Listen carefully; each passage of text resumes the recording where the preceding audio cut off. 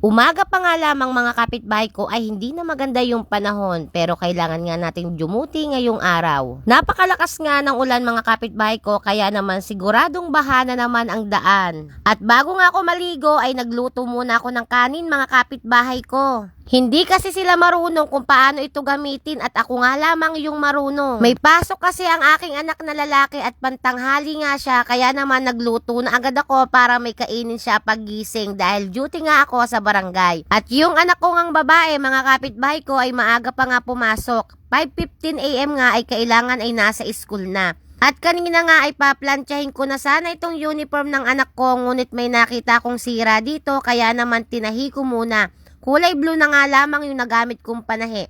Hindi na nga ako nakapaghanap dyan ng puting panahi at nagmamadali nga ako. At dahil nga late na tayo mga kapitbahay ko, past 8 na nga yan pero dapat ang duty nga natin ay 8 AM. Nag-lipstick na nga lang ako dyan mga kapitbahay ko at hindi na nga ako nag-abala pa na hanapin ang suklay at diretso ko na nga yung pinuyuran dahil nga tanghali na tayo.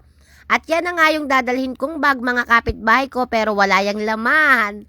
At syempre, ito naman yung susuotin nating tsinelas. 8:45 na nga ng umaga bago tayo nakaalis ng bahay. At last minute nga ay nagpalit ako dyan ng tsinelas. Baha na pala yung dadaanan ko papuntang barangay. Kaunting ulan nga dito sa aming lugar mga kapitbahay ko ay ganito yung eksena. Tapos naka-jogging pants pa nga ako mga kapitbahay ko, hindi ko naisip na dapat pala ay nag-shorts na lang ako.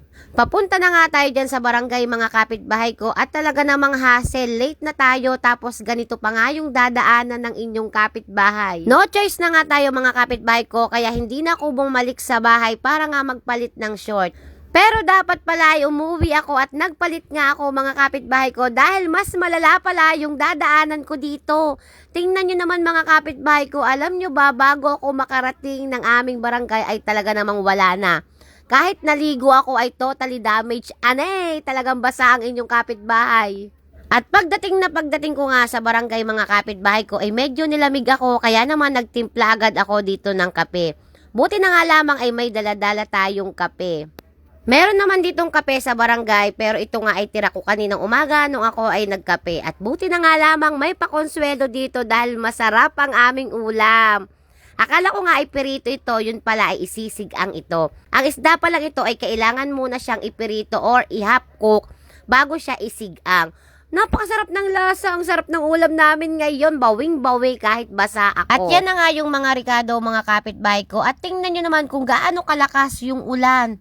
Grabe, pati hangin. Kaya naman, feel na feel ng inyong kapitbahay na magkape. Kaya naman hanggang dito na lamang ang aking video. Keep safe everyone kasi maulan at madulas ang daan.